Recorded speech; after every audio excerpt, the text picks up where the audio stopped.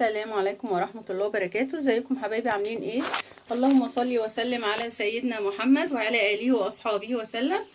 النهاردة هنعمل ايه؟ هنعمل جايبين سبانخ اهيت زي ما انتوا شايفين، الكيلو ونص ب10. بصوا اهيت، بصوا عليها ما شاء الله. احنا جايبينها عشان نفرزها، خلاص داخلين على رمضان، كل سنة وانتوا طيبين. فكل ما بننزل بقى السوق بنجيب حاجة ونفرزها ونحطها في الفريزر عشان كل حاجتنا تبقى موجودة، يجي رمضان وكل حاجة موجودة عندنا. دلوقتي هنعمل ايه في السبانخ ديت؟ هناخد السبانخ بتاعتنا عشان نقطعها كده. هنشيل منها بقى الحتة الصفرة ديت. بصوا كده، بصوا الورق بتاعها جميل مرعرع ازاي واخضر وحلو.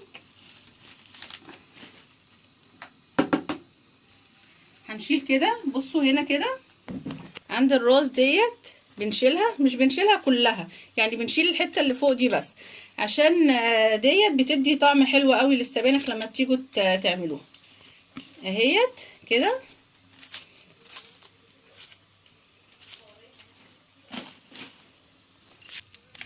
هنبتدي بقى نقطعها. بصوا وكده تبقى كلها سوا واحد كده.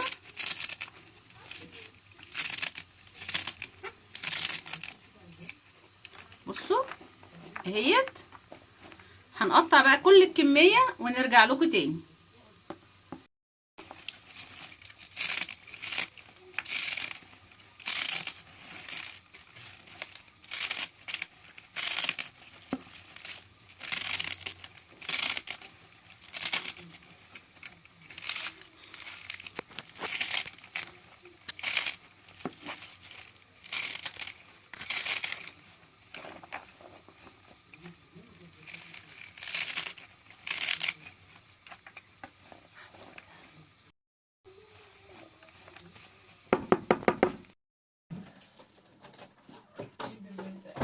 وكده خلصنا اهوت. ادي السبانخ كلها زي ما انتوا شايفين اهيت.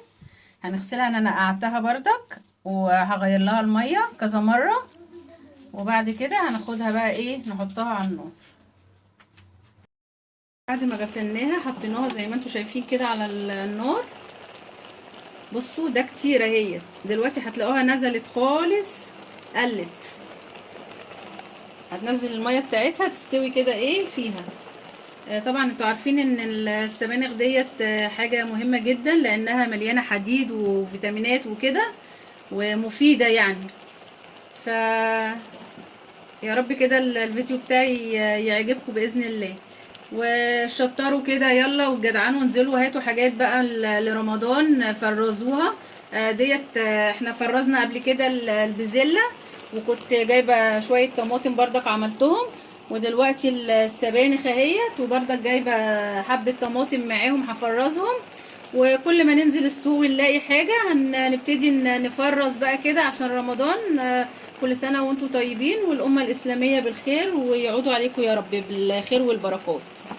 هنسيبها بقى شوية كده لحد ما تنزل المية بتاعتها ونرجع لكم تاني. وطبعا انا قطعت عليها السبانخ، جبت كزبرة وقطعتها عليها.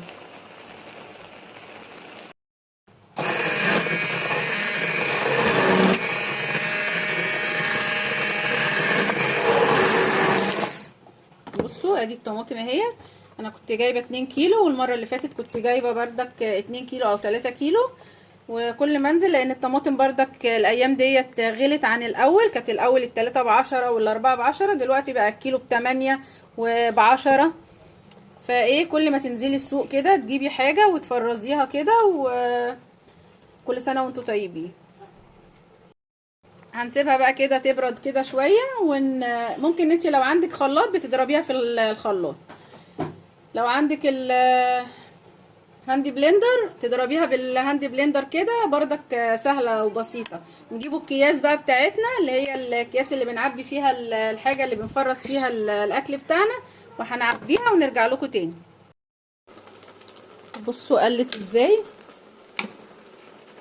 بصوا فيها ميه اهيت. ننزل الميه بتاعتها ديت. اما تنشف بقى الميه بتاعتها ديت هنطفي عليها. شايفينها كانت ماليه الحله، بصوا بقت حبة ايه مش كتير. والتانية اهيت لسه حطاها اهيت على النار.